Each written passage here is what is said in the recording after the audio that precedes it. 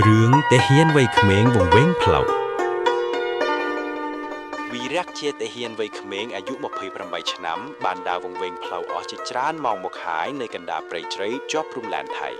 ឯកសណ្ឋានយោធាពណ៌បៃតងខ្មៅរបស់គាត់ប្រឡាក់ដោយធូលីដីនិងញើសជាំខណៈដៃម្ខាងនៅកកាន់កំភ្លើង AK47 ជាប់មិនលែងហាក់ដូចជាផ្នែកមួយនៃខ្លួនប្រាណ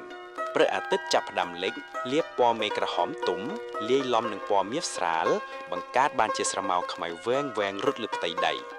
ភាពនឿយហត់និងភ័យព្រួយបានរត់ពេញផ្ទៃមុខស្រងាត់ចិត្តរបស់វីរៈពេលគាត់ដឹងថាខ្លួនបានឃ្លាតឆ្ងាយពីក្រុមនិងបាត់បង់ទិសដៅចាំងស្រងនៅក្នុងព្រៃស្ងាត់ជ្រងំនេះរាល់ជំហានកាន់តែធ្ងន់លាយឡំនឹងការអស់សង្ឃឹមនិងរកឃើញផ្លូវត្រឡប់ទៅវិញភ្លាមនោះក្លិនផ្សែងឈើដែលឆេះតិចបានអណ្ដែតមកប៉ះនឹងច្រមុះរបស់គាត់បន្ទាប់មកគឺសំឡេងឆ្កែព្រុសតិចពីចម្ងាយរួមជាមួយនឹងសំឡេងសត្វល្អិតយប់ភូមិគាត់ខ្សឹបតិចទាំងមិនជឿព្រោះតំបន់នេះត្រូវបានគេចាត់ទុកថាជាតំបន់ព្រៃជ្រៅដែលកម្រមានមនុស្សរស់នៅបេះដូងគាត់លោតញាប់បន្តិចទាំងរំភើបនិងភ័យព្រួយដោយក្តីសង្ឃឹមថ្មីវីរៈបានប្រឹងប្រែងប្រមូលកម្លាំងដែលនៅសេសសល់ដើម្បីដើរសម្ដៅទៅរកទិសដៅនៃក្លិននិងសំឡេងនោះមិនយូរប៉ុន្មានគាត់បានឈានជើងដល់គែមព្រៃហើយទិដ្ឋភាពដែលលិចឡើងនៅចំពោះមុខបានធ្វើឲ្យគាត់ភ្ញាក់ផ្អើលយ៉ាងខ្លាំងនៅទីនោះមិនមែនជាភូមិទំនើបឬថ្មីនោះទេតែជាភូមិចាស់បុរាណមួយដែលមានផ្ទះឈើបាក់បែកខ្លះផ្ទះខ្លះមានដំបូលប្រក់ខ្វៀងចាស់ទ្រុឌទ្រោមរួមជាមួយដើមឈើធំម្លប់ត្រជាក់ដែលដុះអំផ្លូវលំក្នុងភូមិរាយប៉ាយដោយស្លឹកឈើជ្រុះនិងដីហុយគ្មានមនុស្សម្នាដើរហើរឡើយភាពស្ងាត់ជ្រងំបានគ្របដណ្ដប់លើភូមិទាំងមូលលើកលែងតែសំឡេងខ្យល់បក់រំភើយប៉ះស្លឹកឈើនិងសំឡេងសត្វល្អិតយប់ភាពស្ងាត់ជ្រងំបានគ្របដណ្ដប់លើភូមិទាំងមូលលើកលែងតែសំឡេងខ្យល់បក់រំភើយប៉ះស្លឹកឈើនិងសំឡេងសត្វល្អិតយប់វីរៈមានអារម្មណ៍ថាដូចជាត្រូវគេទាញចូលទៅក្នុងពិភពមួយផ្សេងទៀតដែលបាត់បង់ពីសម័យកាលបច្ចុប្បន្នអារម្មណ៍ឯកោនិងភាពងងឹតដែលកំពុងយាយីបានធ្វើឲ្យបេះដូងគាត់លោតញាប់គាត់បោះជំហានយឺតចូលទៅក្នុងភូមិដោយភ្នែកសម្លឹងមើលជុំវិញខ្លួនដោយប្រុងប្រយ័ត្នផ្ទះនីមួយហាក់ដូចជាមានរឿងរ៉ាវលាក់ទុកមានអ្នកណានៅទីនេះទេគាត់ស្រែកហៅតិចតែមានតែសំឡេងអេកូត្រឡប់មកវិញធ្វើឲ្យភូមិកាន់តែស្ងាត់ទៅទៀតពេលវីរៈកំពុងដើរកាត់ផ្ទះឈើបុរាណមួយខ្នងដែលមានរបងផ្ដៅព័ទ្ធជុំវិញនឹងដើមផ្កាចាស់បាក់បែកភ្នែកមុតស្រួចមួយគូបានសម្លឹងមកគាត់ពីខាងក្នុងស្រមោលនៃរានហៅផ្ទះគាត់មិនបានចាប់អារម្មណ៍ឡើយរហូតដល់សំឡេងមួយបានបន្លឺតិចស្ទើរតែលាយឡំនឹងសំឡេងខ្យល់ក្មួយប្រុសអាយក្មួយវង្វេងផ្លូវមែនទេសំឡេងនោះស្អើកតែពោពេញដោយភាពកក្ដៅប្លែកនិងហាក់ដូចជាមានអ្វីមួយលាក់បាំងវីរៈបានងាកទៅរកសំឡេងនោះហើយបានឃើញស្ត្រីចំណាស់ម្នាក់កំពុងឈរនៅមាត់ផ្ទះគាត់មានរូបរាងស្គមស្គាំងប៉ុន្តែភ្នែករបស់គាត់មុតស្រួចគួរឲ្យខ្លាចដែលបង្ហាញពីភាពវៃឆ្លាតនិងបទពិសោធន៍ជីវិតដ៏យូរលង់ឡើយហាក់ដូចជាបានមើលឃើញគ្រប់រឿងរ៉ាវក្នុងលោក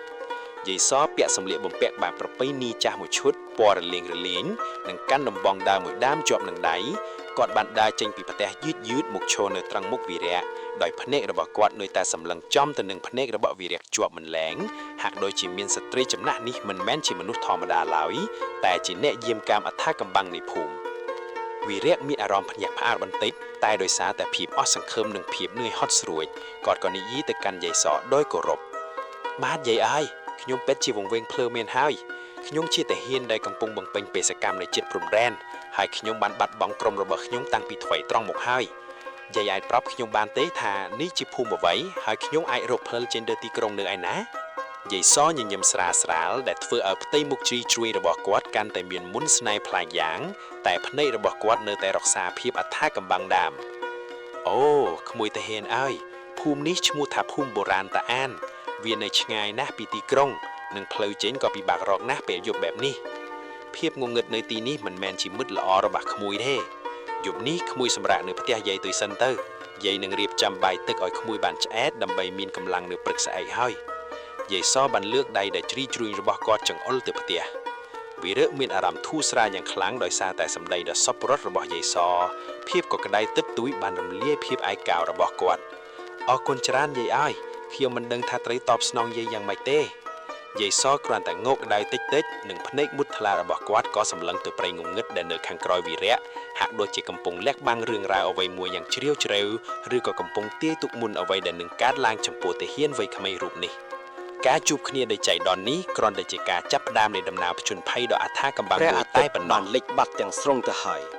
ទុកឲ្យពិភពលោកទាំងមូលលិចលង់ក្នុងភាពងងឹតសូន្យឈឹងវីរៈបន្តដើរទាំងបោះជំហានយ៉ាងស្តាក់ស្ទើរព្រោះភាពភ័យខ្លាចបានចាប់ដើមលោបយាយីចិត្តរបស់គាត់ជាថ្មីពន្លឺដ៏ស្រទន់នៃព្រះច័ន្ទដែលលេចធ្លោពីក្រោយពពកបានជះស្រមោលដើមឈើធំធំឲ្យលេចឡើងជាតម្រង់ចម្លែកលើដីធ្វើឲ្យព្រៃព្រឹក្សាដ៏ស្ងាត់ជ្រងំនេះកាន់តែមានសភាពអាប់អួរឡើងទ្វេដងសំឡេងសត្វល្អិតយំល្វើយនិងសំឡេងសត្វព្រៃផ្សេងដែលបន្លឺឡើងពីចម្ងាយបានបង្កើននូវអារម្មណ៍ព្រឺព្រួចដល់ទាហានវ័យក្មេងរូបនេះគាត់ព្យាយាមសម្លឹងរកមើលផ្លូវដែលធ្លាប់បានសម្គាល់ប៉ុន្តែអ្វីហាក់ដូចជារសាត់បាត់បង់អស់គ្មានសល់បាតជើងរបស់គាត់បានដើរកាត់ស្លឹកឈើស្ងួតដែលជ្រុះរយរាយប៉ាយបង្កើតបានជាសំឡេងគ្រោះរំលេចនូវភាពឯការបស់ខ្លួនកំភ្លើង AK-47 នៅក្នុងដៃរបស់គាត់ហាក់ដូចជាលែងផ្ដល់ភាពកក់ក្ដៅដូចមុនទៀតហើយគាត់ដកដង្ហើមធំរួចរអ៊ូទាំតែម្នាក់ឯងថាតើត្រូវទៅណាទៀតទៅអារម្មណ៍អស់សង្ឃឹមបានចាប់ផ្ដើមវាយលុកកាន់តែខ្លាំងប៉ុន្តែខណៈពេលដែលគាត់បំរុងនឹងបាត់បង់កម្លាំងចិត្តស្ទើរដែលទាំងស្រុងនោះក្លិនផ្សែងឈើចាស់បានអណ្ដែតតាមខ្យល់មកប៉ះនឹងច្រមុះរបស់គាត់ក្លិននេះមិនមែនជាក្លិនផ្សែងភ្លើងឆេះព្រៃធម្មតានោះទេវាជាក្លិនផ្សែងដែលបង្ហាញពីវត្តមានរបស់មនុស្ស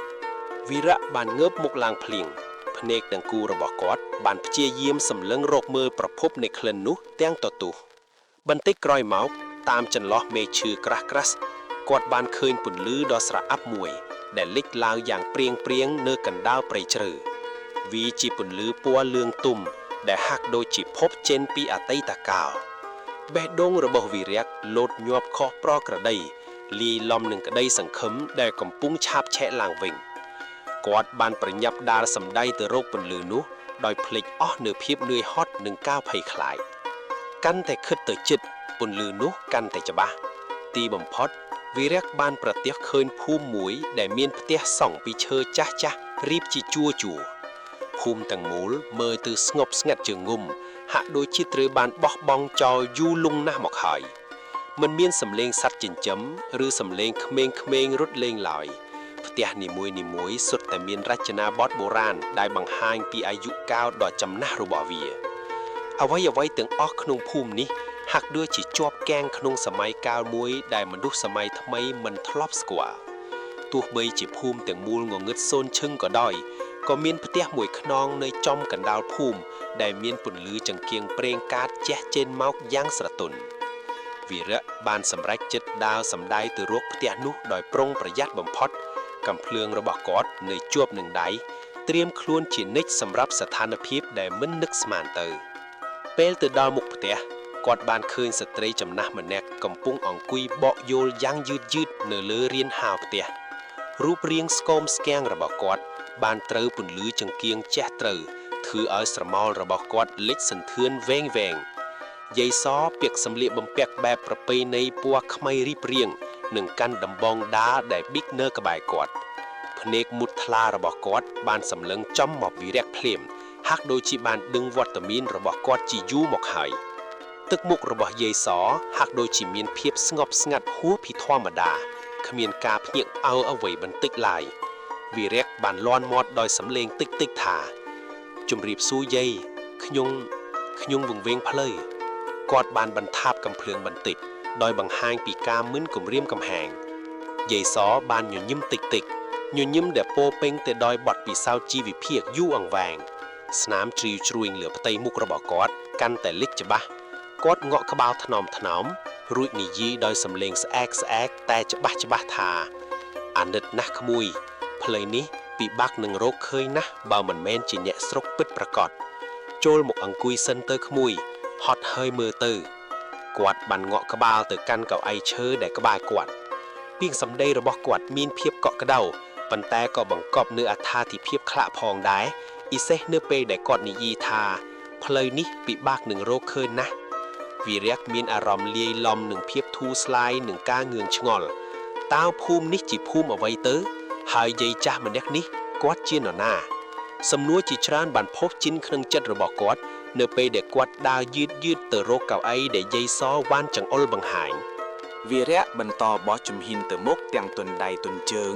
រាងកាយទាំងមូលឈឺចាប់ប្រៀបដូចជាបាក់បែកជាកំណាត់ភាពងងឹតកាន់តែសង្កត់ធ្ងន់លើស្មារតីរបស់គាត់ទឹកក្នុងដបក៏ជិតអស់ទៅហើយរីឯកម្លាំងក៏ហាក់ដូចជាកំពុងស្រកចុះបន្តិចម្ដងរហូតដល់ហៀបនឹងផុតទៅគាត់ព្យាយាមនិយាយលួងលោមខ្លួនឯងថាត្រូវតែបន្តដើរត្រូវតែរកផ្លូវចេញឲ្យទាល់តែបានសំឡេងសត្វព្រៃចម្លែកបានបន្លឺឡើងកាន់តែខ្លាំងបន្លាចសតិអារម្មណ៍របស់គាត់ឲ្យកាន់តែភ័យខ្លាចសំឡេងកណ្ដាប់ស្រែកទ្រហឹងសំឡេងសត្វទីទុយយំទ្រហោរីឯសំឡេងសត្វអ្វីមួយកំពុងរត់កាត់ព្រៃគុំបន្លានៅជុំវិញខ្លួនគាត់ធ្វើឲ្យបេះដូងរបស់គាត់លត់ញាប់ស្ទើររបូតចេញពីទ្រូងគាត់ស្ទើរតែលែងមានសង្ឃឹមទៅហើយប៉ុន្តែនៅពេលដែលគាត់ហៀបនឹងដួលរំលំរូបរាងដ៏មាំទាំរបស់គាត់ស្រាប់តែលេចសង្ឃឹមជាថ្មីនៅចំពីមុខគាត់បន្តិចឃ្លាតតាមចន្លោះមេឃឈើក្រាស់គាត់បានប្រទះឃើញពន្លឺភ្លឹបភ្លែតមួយដំបូងគាត់ស្មានថាវាគ្រាន់តែជាការយល់សម្បត្តិឬការភ័ន្តច្រឡំរបស់ភ្នែកដែលហត់នឿយបំណោះព្រោះតែភាពអស់សង្ឃឹមបានចាប់ផ្ដើមវាយលុកស្មារតីប៉ុន្តែពន្លឺនោះនៅតែបន្តលេចឡើងមិនបាត់ទៅណាឡើយវាជាពន្លឺដ៏ស្រទន់មួយដែលលេចឡើងបាត់ហាក់ដូចជាពន្លឺចង្កៀងប្រេងកាតឬភ្លើងឆេះអ្វីមួយពីចម្ងាយក្នុងចិត្តរបស់វីរៈកើតមានក្តីសង្ឃឹមយ៉ាងខ្លាំងតែលាយឡំជាមួយនឹងការប្រុងប្រយ័ត្នតាមបែបយោធាតើនេះជាពន្លឺពីផ្ទះអ្នកភូមិឬជាអន្ទាក់របស់សត្រូវគាត់គិតក្នុងចិត្តទាំងភ័យផងរីករាយផងគាត់បានប្រម៉ែប្រមូលកម្លាំងដែលនៅសល់ច្រើនមែកឈើនិងគុំបន្លាដែលដុះខ្វាត់ខ្វែងបោះជំហានទៅរកប្រភពពន្លឺនោះរាល់ជំហានដែលគាត់ដើរដូចជាកំពុងតែរុញក្រាននៅភាពភ័យខ្លាចទាំងអស់ចោលសម្លៀកបំពាក់ឯកសណ្ឋានរបស់គាត់ត្រូវបានឆ្កូតនិងរហែកកាន់តែខ្លាំងដោយសារតែបន្លានិងមែកឈើមុតស្រួចគាត់អាចចាប់ផ្ដើមធំក្លិនផ្សែងឈើតិចដែលជាសញ្ញាមួយទៀតបញ្ជាក់ថាពន្លឺនោះមិនមែនជាការយល់ច្រឡំនោះទេបន្តិចម្ដងដើមឈើធំក៏ចាប់ផ្ដើមរង្វើឡើងហើយដីក៏ចាប់ផ្ដើមរាបស្មើជាងមុនគាត់បានឮសំឡេងអ្វីមួយស្រែកហៅពីចម្ងាយហាក់ដូចជាសំឡេងឆ្កែព្រុសដែលធ្វើឲ្យបេះដូងរបស់គាត់លត់ញាប់ខុសធម្មតាទីបំផុតព្រៃក្រាស់ក៏ចាប់ផ្ដើមបាត់បង់ដងស៊ីតេរបស់វានៅចំពោះមុខគាត់ចិញ្ចៀងធម្មជាតិដ៏ក្រាស់ឃ្មឹកនៃព្រៃជ្រៅក៏ត្រូវបញ្ចប់គាត់បានជៀនជើងចេញពីភាពងងឹតងងល់នៃព្រៃជ្រៅចូលមកកាន់ទីវាមួយដែលហាក់ដូចជាភូមិបុរាណចាស់បុរាណមួយភ្នែករបស់គាត់សម្លឹងឃើញរបងឈើចាស់ទ្រុឌទ្រោមនិងរំលេចដោយស្លែបៃតងខ្ចីដែលមើលទៅហាក់ដូចជាត្រូវបានកសាងឡើងតាំងពីយូរយ៉ាវណាស់មកហើយហួសពីរបងនោះទៅគាត់អាចមើលឃើញផ្ទះឈើបុរាណជាច្រើនខ្នែងដែលមានដំបូលប្រក់ខ្វៀងស្រកាអ្នកចាស់រាយប៉ាយនៅក្រោមពន្លឺព្រះច័ន្ទដែលកំពុងជះរស្មីស្រទន់ពន្លឺភ្លឹបភ្លែតដែលគាត់បានឃើញគឺចេញពីផ្ទះតូចមួយដែលមើលទៅចាស់ទ្រុឌទ្រោមជាងគេបំអស់មានទីតាំងស្ថិតនៅដាច់ឆ្ងាយពីផ្ទះអ្នកភូមិផ្សេងទៀតវីរៈបានឈប់ឈរស្ងៀមលាយឡំជាមួយនឹងអារម្មណ៍ភ័យខ្លាចលាយឡំជាមួយនឹងការធូរស្រាវយ៉ាងខ្លាំងរាងកាយរបស់គាត់ហត់នឿយជាខ្លាំងប៉ុន្តែចិត្តរបស់គាត់ហាក់ដូចជាបានរួចផុតពីការកាបសង្កត់អស់មួយរយៈពេលធំហើយគាត់បានវង្វេងភ្លឺរហូតមកដល់ភូមិចាស់បុរាណមួយដែលមានតែក្នុងរឿងនិទានគាត់មិនដឹងថាតើគាត់គួរចូលទៅក្នុងភូមិនោះយ៉ាងណាទេឬក៏រងចាំរហូតដល់ព្រឹកឡើងទើបសម្រេចចិត្តតែភាពអស់កម្លាំងនឹងការស្រែកឃ្លានបានធ្វើឲ្យគាត់មិនអាចរងចាំបានយូរទៀតហើយគាត់បានសម្រេចចិត្តថាត្រូវតែដើរចូលទៅរកផ្ទាល់ដែលមានពន្លឺនោះទោះបីជាមានគ្រោះថ្នាក់អ្វីក៏ដោយក៏គាត់ត្រូវតែស្វែងរកជំនួយផងវីរៈបន្តដើរទាំងរាងកាយទាំងមូលញ័រទៅត្រឹកជើងរបស់គាត់ស្ទើរតែលែងមានកម្លាំងសម្រាប់បកជំហានទៅមុខទៀតហើយគ្រប់សាច់ដុំទាំងអស់ហាក់ដូចជាកំពុងតែស្រែកទាមទារឲ្យគៀងសម្រាកកំភ្លើង AK-47 ដែលធ្លាប់តែជាផ្នែកមួយនៃខ្លួនប្រាណរបស់គាត់ឥឡូវហាក់ដូចជាមានទម្ងន់ធ្ងន់រាប់តោនភាពងងឹតបានគ្របដណ្ដប់ទាំងស្រុងហើយភាពភ័យខ្លាចនៃព្រៃជ្រៅបានធ្វើឲ្យគាត់មានអារម្មណ៍ឯកោបំផុតរាល់សំឡេងស្លឹកឈើកកិតក៏ប្រែជាសំឡេងដ៏ព្រឺព្រួចក្នុងត្រចៀករបស់គាត់ទឹកក្នុងដបបានអស់ជាយូរមកហើយ បបោមាត់របស់គាត់ប្រេះស្ងួតប្រៀបដូចជាដីប្រេះស្រាមក៏មានទឹកស្រោចស្រពគាត់ដួលត្រេត្រោតទៅមុខម្ដងហើយម្ដងទៀតប៉ុន្តែបានប្រឹងទប់ខ្លួនងើបឈរឡើងវិញទាំងត្រដាបត្រដួត្រូវតែបន្តដើរត្រូវតែរកផ្លូវចេញគាត់ខ្សឹបប្រាប់ខ្លួនឯងស្ទើរតែគ្មានលឺភ្នែករបស់គាត់សម្លឹងមើលទៅមុខទាំងស្រវាំងបង្ហាញពីភាពអស់សង្ឃឹមយ៉ាងខ្លាំងនៅពេលដែលគាត់ហៀបនឹងដួលទៅនឹងដីដោយគ្មានសល់កម្លាំងសូម្បីតែបន្តិចស្រាប់តែភ្នែករបស់គាត់បានក្រឡេកទៅឃើញពន្លឺដ៏ស្រទន់មួយលេចឡើងនៅចម្ងាយឆ្ងាយវាជាពន្លឺដ៏តូចមួយប៉ុន្តែភ្លឺចិញ្ចាំងនៅចំកណ្ដាលភាពងងឹតសូន្យឈឹងនៃព្រៃនេះវារះបានភ្លឹបភ្នែកម្ដងហើយម្ដងទៀតមិនប្រកាសថាវាជាការបំភ្លាន់ភ្នែករបស់គាត់ដោយសារតែអស់កម្លាំងឬយ៉ាងណាប៉ុន្តែពន្លឺនោះនៅតែស្ថិតនៅទីនោះដដែលភាពសង្ឃឹមបានចាប់ផ្ដើមលោបវាយលុកក្នុងចិត្តរបស់គាត់ជាថ្មីម្ដងទៀតគាត់បានប្រមេប្រមូលកម្លាំងដែលសល់ចុងក្រោយរួចបោះជំហានទៅមុខទាំងជើងទន់រលីងរលោងរាល់ជំហានដែលគាត់ដើរទៅមុខហាក់ដូចជាត្រូវប្រើកម្លាំងស្មើនឹងការលើកថ្មមួយដុំយ៉ាងធំពន្លឺនោះកាន់តែខិតជិតមកលេចចេញជារៀងរៅច្បាស់ឡើងវីរៈអាចសម្គាល់ដឹងថាវាជាពន្លឺដែលចេញពីចង្គៀងប្រេងកែតឬភ្លើងចង្ក្រានរបស់មនុស្សបេះដូងរបស់គាត់លោតញាប់ខណៈដែលភាពអស់សង្ឃឹមត្រូវបានជំនួសដោយភាពរំភើបបន្តិចនិងការប្រុងប្រយ័ត្នខ្ពស់ក្នុងនាមជាទាហានគាត់ដឹងថាការរកឃើញទីជម្រកគឺជារឿងសំខាន់ប៉ុន្តែការប្រុងប្រយ័ត្នទៅពីទីកន្លែងដែលមិនស្គាល់គឺជារឿងសំខាន់ជាងគេគាត់បានដើរបត់បែនតាមកំពតព្រៃខ្ពស់រហូតដល់ទីបំផុតបានលូនទៅដល់កែមព្រៃមួយដែលលយទៅកាន់ទីវាលមួយនៅពីមុខគាត់គឺជាភូមិមួយវាជាភូមិចាស់បុរាណមួយដែលផ្ទះសម្បែងភាគច្រើនសង់ពីឈើប្រក់ស្វ័យឬស្លឹកត្នោតពន្លឺដ៏ស្រទន់មួយដែលគាត់បានឃើញគឺចេញពីផ្ទះពីរបីខ្នងដែលនៅឆ្ងាយគ្នាផ្សែងហុយតិចចេញពីដំបូលផ្ទះខ្លះបង្ហាញថាប្រហែលជាមានអ្នករស់នៅភូមិទាំងមូលលិចលង់ក្នុងភាពស្ងាត់ជ្រងំគ្មានសំឡេងសត្វល្អិតយំឮតិចប៉ុណ្ណោះគ្មានសំឡេងឆ្កែព្រោះឬសំឡេងមនុស្សនិយាយគ្នាទេវាមានអារម្មណ៍ថាដូចជាភូមិដែលបានបំភ្លេចចោលពីពិភពលោកខាងក្រៅ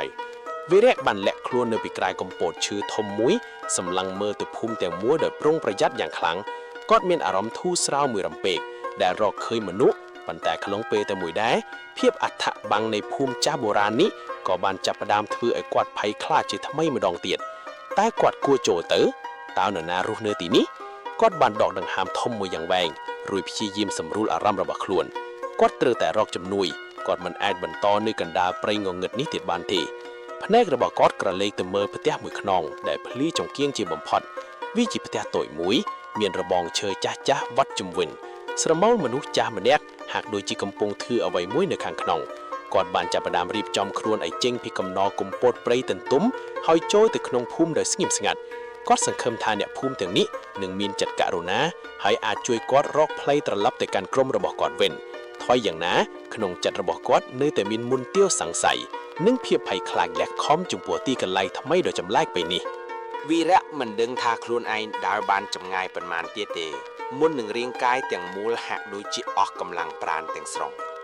ជើងរបស់គាត់ឈឺចាប់ដូចជាមានមជុលរាប់ពាន់ចាក់ចូលទៅក្នុងសាច់ហើយសាច់ដុំនីមួយហាក់ដូចជាកំពុងទាញគាត់ឲ្យដួលដង្ហើមរបស់គាត់ដង្ហង់ខ្យល់យ៉ាងញាប់ញ័រហើយបេះដូងលោតញាប់លាយឡំនឹងភាពភ័យខ្លាចដែលចេះតែកើនឡើងកំភ្លើង AK-47 ដែលជាប់នឹងដៃរបស់គាត់ឥឡូវនេះហាក់ដូចជាបន្ទុកដ៏ធ្ងន់ធ្ងរមួយដែលគ្មានប្រយោជន៍គាត់បានព្យាយាមបន្តដើរប៉ុន្តែរាល់ជំហានហាក់ដូចជាត្រូវចំណាយថាមពលស្ទើរតែទាំងអស់ដែលនៅសេសសល់ភាពងងឹតនៅតែសង្កត់ខ្លាំងហើយរាល់សំឡេងខ្យល់បក់ឬសត្វរាត្រីយប់សុទ្ធតែធូរឲ្យគាត់ព្រឺសម្បុរនៅពេលដែលគាត់គិតថាខ្លួនឯងលែងអាចបន្តទៅមុខបានទៀតហើយគាត់បានដួលជង្គង់ចកទៅលើដីទន់ក្បាលរបស់គាត់វិលមុខត្រលាន់ហើយអ្វីនៅជុំវិញខ្លួនហាក់ដូចជាងងឹតមុខបាត់អស់ក្នុងពេលដែលសតិអារម្មណ៍របស់គាត់ជិតរលត់ទៅស្រាប់តែមានពន្លឺភ្លឹបភ្លែតមួយបានលេចឡើងនៅឆ្ងាយពីមុខគាត់វាជាពន្លឺតូចមួយដែលហាក់ដូចជាចេញពីកន្លែងណាមួយចន្លោះដើមឈើក្រាស់ដំបូងវីរៈគិតថាជាការភ័ន្តច្រឡំនៃភ្នែករបស់គាត់ប៉ុន្តែពន្លឺនោះនៅតែបន្តមានវាមិនមែនជាពន្លឺព្រះច័ន្ទឬពន្លឺផ្កាយទេតែជាពន្លឺពណ៌លឿងស្រាលដូចភ្លើងចង្គៀងកោងពន្លឺនោះបានផ្ដល់ក្តីសង្ឃឹមតូចមួយដល់គាត់ដែលធ្វើឲ្យគាត់ប្រមូលកម្លាំងដែលនៅសេសសល់ដើម្បីងើបឈរឡើងវិញត្រូវតែទៅដល់គាត់ខ្សឹបសៀវប្រាប់ខ្លួនឯង ដោយរាងកាយញ័រទៅត្រឹកគាត់បានបោះជំហានម្ដងម្នាក់ឆ្ពោះទៅរកប្រភពពន្លឺនោះរាល់ជំហានគឺជាការតស៊ូដ៏លំបាកបន្លានិងមេឈើបានកោសខ្វល់ឯកសណ្ឋានរបស់គាត់ប៉ុន្តែគាត់មិនបានខ្វល់អ្វីឡើយភ្នែករបស់គាត់សម្លឹងត្រង់ទៅពន្លឺនោះហាក់ដូចជាមគ្គតិទេសតែម្នាក់របស់គាត់ពេលគាត់កាន់តែខិតជិតពន្លឺនោះកាន់តែច្បាស់ហើយគាត់ក៏អាចធំក្លិនស្មៃឈើឆ្ងាយឆ្ងាយលាយឡំនឹងក្លិនសឹកឈើសើមសាបក្លិននេះមិនមែនជាក្លិនព្រៃធម្មតាទេវាជាក្លិនដែលធ្លាប់ស្គាល់ក្លិនដែលបង្ហាញអំពីវត្តមានរបស់មនុស្សទីបំផុតបន្ទាប់ពីការតស៊ូដ៏យូរគាត់បានដើរចេញពីព្រៃឈើដ៏ក្រាស់នោះភ្នែករបស់គាត់សម្លឹងមើលទៅមុខដែលភ្ញាក់ផាវនៅពីមុខលិចឡើងជាវាលស្រែស្ងួតដែលគេបោះបង់ចោលហើយហួសពីនោះបន្តិចគឺជាភូមិមួយទាំងហើយវាជាភូមិបុរាណមួយដែលមានផ្ទះឈើតូចៗសង់នៅជាប់គ្នាដំបូលផ្ទះធ្វើពីប្រក់ស្លឹកបឹងកក់ឬកបៀងបុរាណដែលមានសន្តានទ្រុឌទ្រោមផ្លូវលំក្នុងភូមិគ្រាន់តែជាផ្លូវដីក្រហមតូចៗដែលមានស្មៅដុះអែមសងខាងពន្លឺភ្លើងដែលគាត់បានឃើញគឺចេញពីផ្ទះតូចមួយដែលនៅឆ្ងាយពីគេបន្តិចហើយមានស្មៅហុយតិចៗចេញពីដំបូលភូមិនេះមើលទៅស្ងប់ខុសពីធម្មតាខ្លាំងមិនមានសំឡេងមនុស្សនិយាយគ្នាសើចបែកតែបន្តិចក៏គ្មានដែរមានតែសំឡេងចង្គ្រិចយំរងាវឮសូរតិចៗពីចម្ងាយបេះដូងរបស់គាត់លោតញាប់ខុសពីធម្មតាម្ដងទៀតហើយតែមិនមែនដោយសារតែភាពភ័យខ្លាចទៀតទេគឺដោយសារតែក្តីសង្ឃឹមលាយឡំនឹងភាពងឿងខ្មងតើភូមិនេះមានមនុស្សរស់នៅដែរឬទេហើយតើគាត់គួរទៅរកជំនួយនៅទីណាភាពនឿយនឿនបានយកចិត្តលើខ្លួនរបស់គាត់ទាំងស្រុងប៉ុន្តែការរកឃើញភូមិនេះបានផ្ដល់កម្លាំងចិត្តថ្មីដល់គាត់បានបោះជំហានយឺតចូលទៅក្នុងភូមិដែលប្រុងប្រយ័ត្នដោយសម្លឹងមើលជុំវិញខ្លួនរាល់ពេលព្រោះមិនដឹងថានឹងមានអ្វីកើតឡើងនៅទីនេះឡើយភាពអត្តកម្មបងនៃភូមិនេះបានចាប់ផ្ដើមហើយវីរៈហាក់ដូចជាបានបាត់បង់នៅកម្លាំងបន្តិចម្ដងហើយព្រោះជើងរបស់គាត់បានចាប់ផ្ដើមវិលវល់ហើយទម្ងន់កំភើងបានទាញគាត់ឲ្យធ្លាក់ទៅដីគាត់បានដួលយ៉ាងទន់ដៃទន់ជើងលើគំនរស្លឹកឈើជ្រក់ដែលប្រឡាក់ដោយធូលីដីនិងដីភក់ហើយពិភពលោកទាំងមូលហាក់ដូចជាវិលជុំវិញខ្លួនគាត់ភ្នែករបស់គាត់ស្រវាំងហើយដង្ហើមរបស់គាត់ដង្ហក់យ៉ាងខ្លាំងរហូតដល់លែងមានកម្លាំងនឹងស្រែកគាត់ដេកផ្កាប់មុខអស់ជាច្រើននាទីប្រមូលនៅកម្លាំងចុងក្រោយរបស់គាត់ដើម្បីឲ្យមានស្មារតីឡើងវិញភាពអស់សង្ឃឹមបានចាប់ផ្ដើមលបយាយីអារម្មណ៍របស់គាត់ជាថ្មីដោយគិតថាប្រហែលជាត្រូវស្លាប់បាត់បង់ជីវិតនៅទីនេះហើយមើលទៅប៉ុន្តែនៅពេលដែលគាត់ព្យាយាមងើកមុខឡើងភ្នែករបស់គាត់ក៏បានក្រឡេកទៅឃើញពន្លឺមួយចាំងភ្លឺភ្លេតនៅចម្ងាយដ៏ឆ្ងាយមួយ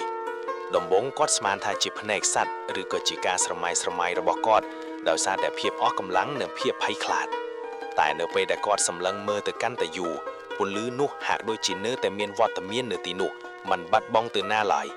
វាគឺជាពន្លឺពណ៌លឿងទុំមួយដែលចាំងចេញពីកន្លែងណាមួយដ៏អាចកំបាំងនៅចំពីមុខគាត់បេះដូងរបស់វីរៈបានលោតញាប់យ៉ាងខ្លាំងមួយរំពេកនោះកម្លាំងថ្មីមួយហាក់ដូចជាបានជ្រាបចូលទៅក្នុងរាងកាយដ៏ទន់ខ្សោយរបស់គាត់វាគឺជាក្តីសង្ឃឹមដែលគាត់បានបាត់បង់អស់ជាច្រើនម៉ោងមកហើយពន្លឺនោះទោះបីជាស្រពឹកស្រពើយ៉ាងណាក៏ដោយក៏គ្រប់គ្រាន់ដើម្បីជំរុញគាត់ឲ្យងើបឈរឡើងវិញហើយបន្តបោះជំហានទៅមុខដោយភាពតាំងចិត្តជាថ្មីគាត់បានចាប់កំភ្លើងរបស់គាត់យ៉ាងណែនហើយបោះជំហានយឺតមួយជំហានម្ដង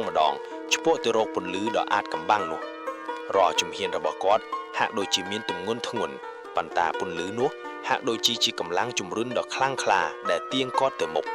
ព្រៃឈើចាប់ផ្ដើមស្ដើងបន្តិចម្ដងហើយដើមឈើធំក៏ចាប់ផ្ដើមមានគម្លាតពីគ្នាកាន់តែឆ្ងាយបន្ទាប់ពីដើរអស់ប្រមាណជា20នាទីវីរៈក៏បានឈានជើងដល់កែមព្រៃនៅចំពីមុខគាត់មិនមែនជាព្រៃជ្រៅទៀតទេតែជាទីវាលមួយដ៏ធំដែលមានផ្ទះបុរាណជាច្រើនខ្នងសង់នៅរាយប៉ាយមើលទៅដូចជាភូមិមួយប៉ុន្តែជាភូមិដែលហាក់ដូចជាជាប់គាំងក្នុងពេលវេលាកាលពីយូរលង់ណាស់មកហើយផ្ទះឈើទាំងនោះមានទម្រង់ចាស់បុរាណដំបូលប្រក់គ្រឿងបុរាណហើយខ្លះក៏ប្រក់ស្លឹកមើលទៅមានភាពស្ងប់ស្ងោមហាក់ដូចជាមិនមានមនុស្សរស់នៅប៉ុន្តែពន្លឺដែលវីរៈបានឃើញនោះគឺចេញពីផ្ទះមួយនៅកណ្ដាលភូមិដែលនៅតែមានពន្លឺចាំងភ្លឺភ្លាតមើលទៅដូចជាចង្កៀងប្រេងកតាបឬចង្កៀងប្រេងខ្យងចាស់ភាពស្ងប់ស្ងាត់នៃភូមិធ្វើឲ្យវីរៈមានអារម្មណ៍ប្លែកមានទាំងក្តីសង្ឃឹមនិងភាពភ័យខ្លាចក្នុងពេលតែមួយគាត់បានលបបោះជំហានយ៉ាងប្រយ័ត្នប្រយែងចូលទៅក្នុងភូមិដោយចាប់កាន់កំភ្លើងកាន់តែណែនព្រោះដឹងខ្លួនថាទោះបានជួបភូមិមនុស្សក៏ដោយតែទីនេះមិនមែនជាកន្លែងធម្មតាឡើយ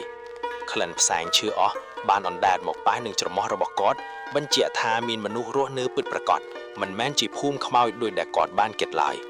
เนื้อไปแดกกอดโจรแต่จิตแท้แดมีนปุ่นหรือเนาะกอดกับบ้านเคยเนื้อสระเมามนุษย์มันเนี่ยกำปงอ้างโจรในมุกแท้หรือในร้านห้าวแท้นุรูปเรียงสกืมสกางอ้างโจรบังอ้าวครูนบันติหายหักโดยจีกำปงเธอเอาไว้มวยอย่างเงียบสงัดวีระบานเละครูนเนื้อปีคราวดามเชือทมมวยได้สถัดเนื้อแก้มภูมิหายสำหลังมือแต่กันสระเมานุอย่างยกจัดตุกดะแต่งพเนกมันปริงแบดดงระบวีระบานโลดยอบอย่างคลังมวยรุมเปกนุกำลังทำไมมวยหักโดยจีบานเจียบโจแต่ขนงเรียงกายดอต้นซอยระบอกกอดเวียคือจีกระไดสังคมกระไดสังคมแดกกอดบานบัดบองอ้อจีจรานเมาหมอกเฮยปุ่นลือนุตัวใบจีสระปึกสระเปออย่างน่าก็ดาวก็กรบกรอนดับใบจุมรุนกอดอ่อยเงือบโชลังวิ่งหายบรรทอเบาะจุมเฮียนแต่มุกดอยเพียบตั้งเจ็ดจีทำไมกอดบานจับกำเพลืองระบอกกอดอย่างนั้นหายเบาะจุมเฮียนยืดมวยจุมเฮียนมาดองเฉพาะเตโรปุ่นลือดออาดกำบังนุเพียบงงเงิดบานกรบดันดับเทียงสรงบันไตเลือกนี้วีแรกหักโดยเจ็ดดองคลุ่นบันติมาดองอารำตระเจาะจำแหลกเมื่อยบานจับประดามรุดเป่งคลุ่นปราณรวมจมวยหนึ่งคลันสลุกเชือหนึ่งได้3เดชเรียบโจดอลเชิงตระเจาะระบอกกอดเนื้อแต่ลือโซเรย่มกึบปีจำงายบันไตเหล่านี้มีสำเล็งมือเตี้ยเหล็กลางสำเล็งดังฝอกชอลเต็กได้หักดูที่เนื้อกระบ้ากอดกาลได้สมาร์ได้เวลตลอดหมกวิ่งเรียงกายระบอกกอดก็จับประดามมีอารมณ์ชื่อจับระมูลกระเปียเป่งคลวนกอดจียิมบากพเนกปันแต่ตระบากพเนกระบอกกอดมีตุ่มเงินทุ่นเปกโดยจิตเตอร์บานกิบเบิดเจ็ดรูปผีบสระวังในดามชื่อคุโปหนังเมฆขมายงงึดบานเล็กล้างโครงการยลซับระบอกกอดบรรทอบมากกบัดตัวเว้นอย่างฉับระหะเพลียมนูได้ดอสกุมสกังมวยกูบานป้าทปอลระบอกกอดถนอมได้นูตระเจาะสราลปันแต่มันเมนจีผีบตระเจาะแดดทรวยภัยคลายนูเต้วีจีผีบตระเจาะแดดน้อมมุกเนื้ออารามจำไลมือด้วยจีก้าดักเตือนวีเรียกบานสระลึดพเนกบังติมาดองรูปผีบดำบวงได้กอดบานเขยคือมุกระบอกสตรีจำหน้ามันแนกได้เมียงจีรวนจุมวินพเนกปันแต่พเนกระบอกกอดมุดทลาด้วยคริสตัลของผีบงงเงิดโซนชึงนี่ปุ่นลือประจันได้ลบลวนกัดเมฆชื้อบันเชี่ยตะเลือสำเลียบบังเปียกแบบประไปในระบอกกอดได้เมียนปอสระอับด้วยสลึกเชือจ่ะเย่ยจำหน้านูบานเอียงคลุ้งบันไตหอยสำลึงมุกกอดโดยตึกมุกแดดปีบ้าหนึ่งอ่านโกนเนรัวเตสำเลียงระบอกกอดซ้อยออดูจิกชาลบอกกัดสลึกชื่อปันไตวิโปปึงแต่ได้ก้าบารอมวีระบานพเจยิมฉลายตอบปันไตบ่มปงก้อระบอกกอดสงวดกระหายรีไอสำเลียงก็มันไอเจงบานได้กอดกรอนแต่เงาะกระบ้าติ๊กดำใบบังหางทักคลุ้นเนื้อมีนชีวิตยัยจำนะนูบันดอกดังห้ามทุ่มมูอย่างเวงหายจับได้ระบอกกอดถนอมได้ระบอกกอดมีนเพียบสวดให้ตระเจียกปันไตมีนกำลังกู้ไอทิญะปะอัลวีระบ้านสำลังมือจุ่มวิงหายบ้านคืนกำเพลิง AK-47 ระบอกกอดดักในกระบายคลุ้นแต่นี่บ้านเพื่อกอดมีนอารมณ์ทูสราบันติกำไพไอโกนยัยจำนะนูบ้านนี่ยัยบันต่อเตี้ยได้ตึกมิกสโลดหมบขยมหนึ่งจุยโกนวงเวงเพลย์หมกดองพุ่มขยมให้กอดบันจุยวีระไอเงือบบังกุยบันติกมาดองแต่งหลุมบ่ากรุ๊ปสะไซสักดอมระเบิดวีระหักโดยจีกำปุงแต่ไสชีจับเป็นคลุนยัยจำนะนูบันยกดำบองดาวระบอกกอดมักโตรในจงเกวีระหายบันจุยกอดไอกระโอกโชเชิงระบอกวีระในแต่ต้นสายคลังเรียงกายระบอกกอดยั่วต่อเตยยัยดึกน้อมกอดบันติดมาดองแจ้งพีกำโนสึกชื่อเด็กกอดดูปีมุนรอยจมหินระบวีระคือเจ๊กาต่อสู้ดอลลมบากมุยปันไตวัตมีนระบยัยจำนะนูบันพดอลกำลังเจ็ดไอกอดบานกอดสมกอถ่ายยัยจำนะนูมีนเพียบระหัดระหวนกู้ไอพเนกปะอัลสำหรับมนูไวจำนะหายพเนกมุดทลาระบกอดบานสำลังเมื่อเพลาในขนมเพียบงงึดส่วนชึงนี้โดยขบวนกาสเตอร์สตุงเอาไว้ลอยพลึงพุ่มโนตีนะ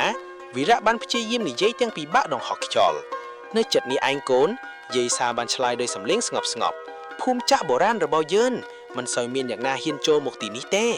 เปียกสำเดระบยัยซาบันถือไอวีระมีนอารมณ์ชงอลกันแต่ชงอลพุ่มจ้าโบราณแฮดเอาไว้บ้านจิควีนนาเฮียนโจมกตีนี้ตาภูมินี้เหลียกบังอาถ้ำกำบังเอาไว้สำนูรอบมันบันพอล้างขมังคูกับบ้านระบอกกอดปันไตกำลังกายระบอกกอดเนื้อเหมือนต้นอนุญาตไอกอดแสวงโรลในลอยที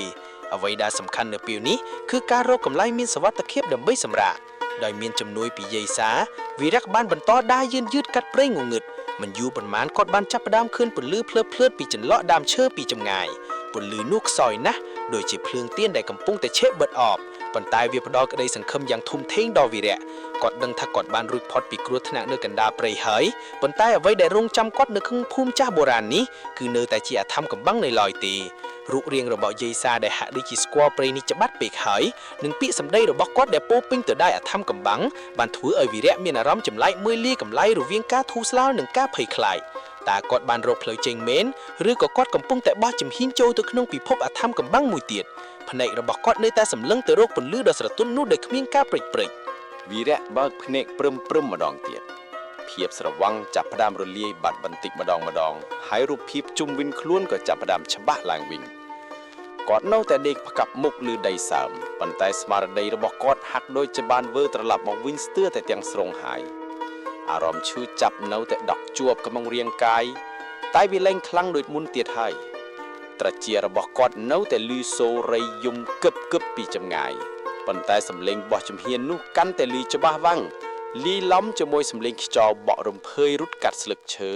និងសំឡេងសត្វល្អិតយំគឹបដដែលវីរៈព្យាយាមគម្រើកខ្លួនប៉ុន្តែរាងកាយទាំងមូលនៅតែធ្ងន់សន្ធឹកហាក់ដូចជាមានទម្ងន់រាប់តោនសង្កត់ពីលើគាត់ប្រាំងប្រែងងើបមុខមើលទៅមុខបន្តិចពន្លឺព្រះច័ន្ទដ៏ស្រទន់ដែលចាំងចន្លោះមេឃឈើខ្ពស់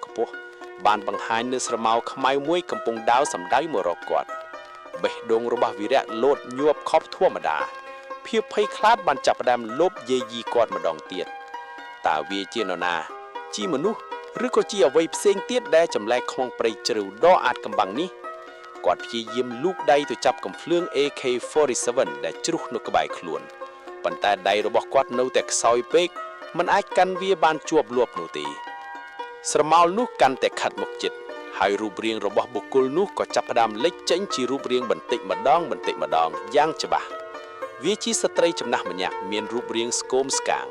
ពាក់សម្លៀកបំពាក់បែបប្រពៃណីចាស់ដែលរហែកតិចតួចនិងកាន់ដំបងដារមួយដើមនៅនឹងដៃម្ខាងពន្លឺព្រះច័ន្ទបានចាំងឆ្លុះបញ្ចាំងលើភ្នែកដ៏មុតថ្លារបស់គាត់ដែលហាក់ដូចជាបានសម្លឹងមើលទម្លុះភាពងងឹតមករកវីរៈយ៉ាងត្រង់និងដោយភាពស្ងប់ស្ងាត់បំផុតគាត់ឈប់ឈរនៅចម្ងាយប៉ុន្មានម៉ែត្រពីវីរៈហើយសម្លឹងមើលគាត់ដោយទឹកមុខដែលពិបាកនឹងទាយបានវីរៈមិនអាចនិយាយអ្វីបានបបោមាត់របស់គាត់ស្ងួតប្រេះហើយបំពង់កក៏ស្ទះទៅដោយភាពតក់ស្លុតលាយឡំនឹងការភ្ញាក់ផ្អើល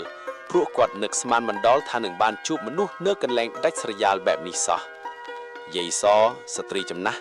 បានបើកមាត់និយាយសំឡេងរបស់គាត់ស្អក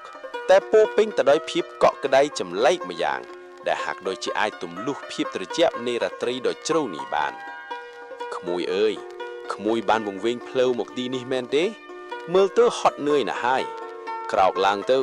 តាយាយនឹងនាំក្មួយទៅផ្ទះរបស់តាយាយពាក្យសម្ដីរបស់យាយសបានដកជាប់ក្នុងអារម្មណ៍របស់វីរៈយ៉ាងជ្រៅគាត់បានដឹងថានេះមិនមែនជាសុបិនទេហើយនេះក៏ជាមនុស្សដំបូងដែលគាត់បានជួបបន្ទាប់ពីវង្វេងអស់ជាច្រើនម៉ោងក្នុងព្រៃដ៏សែនស្ងប់ស្ងាត់ជ្រងនេះសេចក្តីសង្ឃឹមតូចមួយដែលស្ទើរតែរលត់បាត់ទៅហើយនោះបានចាប់ផ្ដើមលេចឡើងវិញក្នុងបេះដូងរបស់គាត់យាយបាទខ្ញុំវង្វេងផ្លូវវីរៈនិយាយទាំងដង្ហក់ខ្យល់ដកដង្ហើមរបស់គាត់នៅតែមិនទាន់ទៀងទាត់គាត់ព្យាយាមកម្រើកខ្លួនម្ដងទៀតហើយលើកដៃទៅរកយាយសហាក់ដូចជាចង់ប្រាប់ថាគាត់ត្រូវការជំនួយជាបន្ទាន់យាយសបានដាយមុខជិតហើយអង្គុយចុះក្បែរគាត់ដោយថ្នមដោយមិនបង្ហាញការភ័យខ្លាចបន្តិចណាឡើយគាត់បានដាក់ដំបងរបស់គាត់ចុះហើយលូកដៃដោយជ្រៃជ្រួញទៅចាប់ដៃវីរៈថ្នមដៃរបស់យាយសត្រជាក់តែមានកម្លាំងចម្លែកម្យ៉ាងដែលហាក់ដូចជាចាក់បញ្ចូលនៅកម្លាំងថ្មីទៅក្នុងខ្លួនរបស់វីរៈបន្តិចម្ដងមិនអីទីក្មួយមានសំណាងហើយដែលបានមកដល់ទីនេះប៉ុន្តែកន្លែងនេះគ្រោះថ្នាក់ណាស់សម្រាប់អ្នកដែលមិនស្គាល់ផ្លូវមកតាយាយនឹងនាំក្មួយទៅផ្ទះរបស់តាយាយវីរៈបានងក់ក្បាលយឺតទាំងអារម្មណ៍លាយឡំគ្នារវាងការធូរស្បើយនិងភាពមិនប្រកបប្រជាមួយគាត់ប្រាំងប្រែងទាញខ្លួនឡើងដោយមានជំនួយពីយាយសដែលហាក់ដូចជាមានកម្លាំងខ្លាំងជាងរូបរាងស្គមស្កាងរបស់គាត់ទៅទៀតកំភ្លៀង AK47 របស់គាត់នៅតែដេកលើដីសើមព្រោះវីរៈមិនមានកម្លាំងគ្រប់គ្រាន់នឹងលើកវាបានទៀតទេយាយសបានសម្លឹងមើលកំភ្លៀងនោះមួយសន្ទុះមុននឹងងាកមកមើលវីរៈវិញដោយទឹកមុខធ្ងន់ក្មួយជាទាហានមែនទេគាត់សួរដោយសំឡេងស្ងប់ស្ងាត់តែល្មមនឹងឲ្យវីរៈបានឮវីរៈងក់ក្បាលយឺតបាទយាយតាមតាយាយមកកុំបារម្ភអីក្មួយនឹងមានកន្លែងសម្រាប់នៅយប់នេះយាយសនិយាយហើយចាប់ផ្ដើមដើរយឺតទៅមុខដោយកាន់ដៃវីរៈជាប់មិនលែងវីរៈបានដើរតាមគាត់ដោយបកជំហានយ៉ាងលំបាកប៉ុន្តែក្នុងចិត្តរបស់គាត់ពន្លឺនៃសេចក្តីសង្ឃឹមបានចាប់ផ្ដើមរេះឡើងជាថ្មីម្ដងទៀតគាត់បានទុកកំភ្លើងចោលទីនោះ ព្រោះដឹងថាខ្លួនមិនមានកម្លាំងកាន់វាបានទៀតទេហើយអារម្មណ៍របស់គាត់បានប្រាប់ថាយាយសមិនមែនជាមនុស្សអាក្រក់ទេយ៉ាងហោចណាស់ក៏សម្រាប់ពេលនេះដែរគាត់សម្លឹងទៅមុខសម្ដៅទៅរកភាពមិនប្រកបប្រជាដែលកំពុងរងចាំគាត់នៅខាងមុខភូមិចាក់បុរាណនោះវីរៈបានដឹងខ្លួនពេញលេញឡើងវិញហើយទោះជារាងកាយរបស់គាត់នៅតែឈឺចាប់រមូលក្រពះគ្រប់សរសៃក៏ដោយក៏ស្មារតីរបស់គាត់បានត្រឡប់មកកាន់តែច្បាស់លាស់ដែរគាត់បានដកដង្ហើមវែងៗដោយព្យាយាមប្រមូលកម្លាំងដែលនៅសល់បន្តិចបន្តួចគាត់នៅតែដេកផ្កាប់មុខលើដីសើមនិងត្រជាក់ក្លិនស្លឹកឈើជ្រុះរលួយបានឆាឆៅច្រមុះគាត់ត្រចៀករបស់គាត់បានលឺសំឡេងរៃយំកាន់តែច្បាស់ជាងមុនលាយឡំជាមួយនឹងសំឡេងសត្វល្អិតផ្សេងៗដែលហាក់ដូចជាកំពុងប្រគំតន្ត្រីពេលយប់ដ៏ចម្លែកគាត់បានព្យាយាមកម្រើកខ្លួនបន្តិចម្ដងដៃម្ខាងនៅតែកាន់កំភ្លើង AK47 ជាប់នឹងទ្រូងចំណែកដៃម្ខាងទៀតបានច្រត់ទៅលើដីដើម្បីទប់ទម្ងន់ខ្លួនគ្រប់សាច់ដុំរបស់គាត់ហាក់ដូចជាកំពុងស្រែកប្រាប់ឲ្យគាត់ឈប់ប៉ុន្តែគំនិតក្នុងចិត្តបានបង្ខំគាត់ឲ្យបន្តទៅមុខត្រូវតែងើបឡើងត្រូវតែបន្តទៅមុខគាត់ខ្សឹបខ្សៀវក្នុងចិត្តដោយស្ទើរតែគ្មានសម្លេងជាមួយនឹងកម្លាំងដែលស្ទើរតែអស់ទៅហើយនោះគាត់បានរុញច្រានខ្លួនឲ្យងើបឈរឡើងយឺតដោយបែកញើសចូលខ្លួនជើងរបស់គាត់រកើមប្រៀបដូចជាសសរដែលហៀបនឹងរលំគ្រប់ពេលវេលាខណៈពេលដែលគាត់កំពុងឈរត្រេតត្រួតនោះភ្នែករបស់គាត់បានសម្លឹងទៅមុខដោយរំពឹងតាមរយៈមែកឈើដែលដុះចាក់ស្រែគាត់បានឃើញពន្លឺភ្លឹបភ្លែតតែតនៅចម្ងាយដ៏សែនឆ្ងាយដំបូងគាត់ស្មានថាជាពន្លឺពីភ្នែកសត្វព្រៃប៉ុន្តែវាមានលក្ខណៈខុសគ្នាវាជាពន្លឺពណ៌លឿងទុំដែលហាក់ដូចជាបញ្ចេញចេញពីកន្លែងណាមួយដែលមានមនុស្សរស់នៅបេះដូងរបស់វីរៈបានលោតញាប់យ៉ាងខ្លាំងភូមិហើយគាត់គិតដោយក្តីរំភើបលាយឡំនឹងភាពមិនជឿដោយមិនបង្អង់យូរគាត់បានប្រមូលកម្លាំងដែលនៅសល់ទាំងអស់ហើយចាប់ផ្ដើមបោះជំហានទៅមុខយ៉ាងយឺតឆ្ពោះទៅរកពន្លឺនោះគ្រប់ជំហានរបស់គាត់សុទ្ធតែឈឺចាប់ប៉ុន្តែក្តីសង្ឃឹមបានคล้ายជាកម្លាំងចិត្តដ៏ធំធេងសម្រាប់គាត់ពន្លឺនោះកាន់តែខិតជិតមកដល់ហើយគាត់ក៏ចាប់ផ្ដើមឮសំឡេងផ្សេងទៀតមិនមែនសំឡេងសត្វព្រៃទៀតទេតែជាសំឡេងឆ្កែព្រោះតិចពីចម្ងាយនិងសំឡេងខ្យល់បក់រំលែកស្លឹកត្នោតដ៏ស្រាលដែលហាក់ដូចជាខុសពីសំឡេងដើមឈើព្រៃក្រោយពីដើរកាត់ព្រៃដ៏ស៊ុបទ្រុបអស់មួយសន្ទុះធំទៀតវីរៈបានលូកទុំខ្លួនចេញពីព្រៃទៅដល់ផ្លូវលំមួយដែលមានសភាពរាបស្មើជាងមុនបន្តិចភ្នែករបស់គាត់បានសម្លឹងទៅមុខដោយភ្ញាក់ផ្អើលនៅចំពោះមុខគាត់គឺជាភូមិចាក់បុរាណមួយដែលពោពេញទៅដោយផ្ទះឈើតូចសង់លើសសរខ្ពស់និងមានដើមត្នោតខ្ពស់ត្រដែតជាច្រើនដើមដុះរុំប្រព័ន្ធពន្លឺពណ៌លឿងព្រាលចេញពីផ្ទះនីមួយបានបំភ្លឺភូមិទាំងមូលឲ្យលេចធ្លោក្នុងភាពងងឹតគាត់បានឃើញផ្សែងហុយតិចចេញពីដំបូលផ្ទះខ្លះនិងក្លិនភ្លើងអុសបានរសាទមកប៉ះច្រមុះគាត់យ៉ាងស្រទន់វីរៈបានឈរទ្រឹងនៅមាត់ព្រៃសម្លឹងទៅកាន់ភូមិនោះដោយភាពស្រឡាំងខ្លាំងព្រមទាំងក្តីរំភើបនិងភាពនឿយញាត់បានលាយឡំគ្នាគាត់ហាក់ដូចជាមិនជឿថាគាត់បានរកឃើញភូមិមួយនោះមែនខ្យល់រាត្រីដ៏ត្រជាក់បានបក់ផាត់មកប៉ះស្បែករបស់គាត់នន់មុខនឹងក្លិនក្រអូមនៃម្ហូបអាហារដែលកំពុងចម្អិនធ្វើឲ្យពួករបស់គាត់រឹតតែរមួលក្រពះជាងមុននៅពេលនោះរំពេបទៅនោះគាត់មានអារម្មណ៍ថាមាននរណាម្នាក់កំពុងសម្លឹងគាត់ពីទីងងឹតគាត់បានងាកក្បាលទៅឆ្វេងទៅស្ដាំប៉ុន្តែមិនឃើញនរណាឡើយមានតែស្រមោលដើមឈើខ្មៅងងឹតដែលរេរាតាមខ្យល់ទោះជាយ៉ាងណាអារម្មណ៍នោះបាននៅដក់ជាប់ក្នុងចិត្តគាត់ហាក់ដូចជាមានវត្តមានអាថបាំងមួយកំពុងលាក់ខ្លួននៅក្បែរគាត់តែមិនបង្ហាញខ្លួនគាត់បានចាប់ផ្ដើមបោះជំហានជួយទៅក្នុងភូមិយឺតដោយមានបំណងទៅរកជំនួយដោយសង្ឃឹមថានឹងបានរកឃើញផ្លូវត្រឡប់ទៅរកក្រុមរបស់គាត់វិញនៅថ្ងៃស្អែកវីរៈបានប្រមូលកម្លាំងដែលនៅសល់ទាំងអស់ដោយព្យាយាមទប់ទល់នឹងការឈឺចាប់រមូលគ្រប់ពេលតាមស្រសៃនីមួយនៃរាងកាយគាត់រឹតបន្តឹងធ្មេញហើយដោយកម្លាំងចិត្តដ៏មុតមាំគាត់បានរុញខ្លួនឲ្យងើបបន្តិចម្ដងពីដីសើមនិងត្រជាក់កំភ្លើង AK47 ដែលនៅក្បែរគាត់នោះហាក់ដូចជាបានផ្ដល់កម្លាំងចិត្តឲ្យគាត់បន្តិចដែរព្រោះវាជានិមិត្តរូបនៃភារកិច្ចនិងកាតព្វកិច្ចរបស់គាត់ខណៈដែលគាត់កំពុងតស៊ូនឹងខ្លួនឯងសំឡេងខ្សឹបខ្សៀវដែលគាត់បានឮតាំងពីមុនមកនោះកាន់តែឮច្បាស់ឡើងលាយឡំនឹងសំឡេងរអ៊ូរទាំ តិចដូចជាសំឡេងមនុស្សកំពុងដើរវីរៈប្រែคล้ายជាភ័យផងនិងសង្ឃឹមផងតើនោះជាសំឡេងអ្វីតើជាគ្រោះថ្នាក់ថ្មីឬក៏ជាសញ្ញានៃការសង្គ្រោះដោយភ្នែកនៅស្រវាំងបន្តិចគាត់បានងើយមុខឡើងយឺតហើយស្រមោលអមនុស្សមួយក៏បានលេចឡើងនៅពីមុខគាត់ក្រោមពន្លឺព្រះច័ន្ទដ៏ស្រអាប់ ដែលបានជះចុះមកតាមចន្លោះមែកឈើស្រមោលនោះហាក់ដូចជាកំពុងសម្លឹងមកគាត់មួយសន្ទុះក្រោយមកក៏មានដៃដកជ្រីជ្រួញនិងតូចច្រឡឹងមួយលូកមកប៉ះស្មាគាត់ថ្នមថ្នមកូនអើយកូនមិនអីទេឬសំឡេងដ៏ចំណាស់តែពីរោះនិងក្តីមេត្តាបានបន្លឺឡើងលួងលោមចិត្តរបស់វីរៈឲ្យស្ងប់វីរៈប្រឹងព្រិចភ្នែក2 3 ដងដើម្បីឲ្យភ្នែកមើលឃើញច្បាស់ពេលនោះគាត់ក៏បានឃើញស្ត្រីចំណាស់ម្នាក់ពាក់សម្លៀកបំពាក់បែបប្រពៃណីនិងកាន់ដំបងដើរគាត់ជាយាយសដោយដែលរូបរាងរបស់គាត់បានបញ្ជាក់យ៉ាងច្បាស់ភ្នែករបស់យាយសមុតថ្លាពោពេញទៅដោយបទពិសោធន៍ជីវិតបានសម្លឹងមកវីរៈដោយក្តីអាណត្តិអាសូរគង់ភ័យអីកូនកូនមានសុវត្ថិភាពហើយយាយបានឮសំឡេងកូនទើបយាយចិនមកមើលយាយសនិយាយបន្តដោយទឹកមុខញញឹមស្រាលស្រាលដែលធ្វើឲ្យវីរៈមានអារម្មណ៍ធូរស្រាលដោយបានលើកភ្នំចេញពីទ្រូងគាត់ដកដង្ហើមវែងដោយក្តីអស់សង្ឃឹមត្រូវបានជំនួសដោយក្តីសង្ឃឹមជាថ្មីយាយសបានជួយវីរៈឲ្យងើបអង្គុយបន្តិចម្ដងបន្តិចពេលគាត់អង្គុយបានស្រួលបួហើយគាត់ក៏សម្លឹងមើលជុំវិញខ្លួនគាត់លែងស្ថិតនៅកណ្ដាលព្រៃជ្រៅងងឹតទៀតហើយគាត់បានឃើញផ្ទះបុរាណ 2-3 ខ្នងដែលសាំងពីឈើនិងស្លឹកលិចលង់នៅក្នុងភាពស្ងប់ស្ងាត់របស់ពេលយប់និងពន្លឺព្រះច័ន្ទដ៏ស្រអាប់នៅមិនឆ្ងាយប៉ុន្មានគាត់ក៏បានឃើញភ្លើងទៀនឬចង្គៀងបំភ្លឺតិចៗពីផ្ទះមួយចំនួនដែរគាត់បានមកដល់ភូមិចាស់បុរាណដែលគាត់ធ្លាប់ឮគេនិយាយយាយខ្ញុំវង្វេងផ្លូវវីរៈនិយាយទាំងបបល់មាត់ស្ងួតនិងសំឡេងស្អាប់យាយសងក់ក្បាលយល់យាយដឹងហើយកូនមិនមែនជាអ្នកទី1ដែលវង្វេងមកដល់ទីនេះទេយាយសនិយាយបន្តរួចក៏ហុចដបទឹកមួយទៅឲ្យវីរៈផឹកទឹកសិនទៅកូនឯងប្រហែលជាស្រេកណាស់ហើយវីរៈបានទទួលដបទឹកនោះហើយផឹកដោយមិនបង្អាំងយូររសជាតិទឹកដ៏ត្រជាក់បានរត់ពេញបំពង់កផ្ដល់កម្លាំងឲ្យគាត់បន្តិចពេលផឹករួចគាត់ក៏បានប្រាប់យាយសពីដំណើររឿងទាំងអស់ពីរបៀបនៃគាត់បានវង្វេងពីក្រុមនិងការព្យាយាមស្វែងរកផ្លូវយាយសស្ដាប់ដោយយកចិត្តទុកដាក់ភ្នែកមុតថ្លារបស់គាត់ហាក់ដូចជាកំពុងវិភាគអ្វីមួយកូនឯងកុំបារម្ភអីកូនបន្តែទាហានរបស់កូនមិនឆ្ងាយពីទីនេះទេយាយអាចបង្ហាញផ្លូវឲ្យកូនទៅបាន